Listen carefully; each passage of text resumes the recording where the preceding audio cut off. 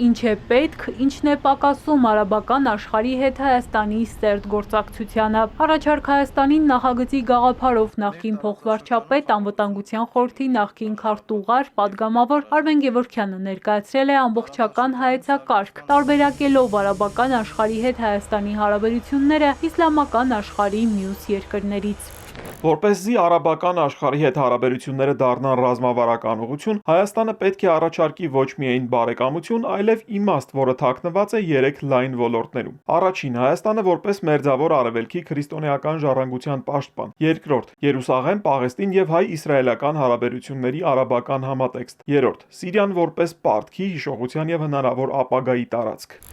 Այս ճակատում կարևոր է Սփյուռքի դերը։ Այն պետք է դիտարկել ռազմավարական ռեսուրս եւ ոչ թե զուտ հիշողության պահապան։ Մյուս կողմից Գևորգյանը գրում է. Հայաստանում պետք է ձևավորել էլիտա, որը ներսից կհասկանա արաբական աշխարհը։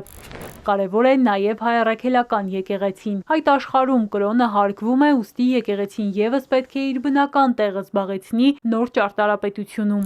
Արաբական աշխարհի հետ գործակցության համատեքստում Գևորգյանն առաջ է քաշում +1 դոկտրինը եւ դրա գործնական նոր առանցքները, որ կարող են ձևավորվել արաբական աշխարհի հետ սերտ գործակցության շնորհիվ մի շարք ոլորտներում՝ տնտեսություն, տեխնոլոգիաներ, լոգիստիկա, ռազմարդյունաբերական համալիր։ Ռուսաստանի շուրջ պատժամիջոցների ռեժիմը ստեղծել է անսպասելի ազդեցություն։ Հայաստանի եւ Արաբական Միացյալ Էմիրությունների միջև առևտրաշրջանառությունը կտրուկ աճել է, Հայաստանը վերածելով կարևոր լոգիստիկ կենտրոնի։ Հայաստանը պետք է այս գործընթացը ընկալի ոչ թե որպես ժամանակավոր անոմալիա, այլ վերածի այն կառուցվածքային եւ երկարաժամկետ առավելության։ Բացի այդ, ծոցի երկրները զենքի եւ ռազմական տեխնոլոգիաների ամենամեծ շուկաներից են։ Սա Ռուսաստանի կամ Եվրոպայի այլընտրանք չէ, այն երրորդ առանցք է։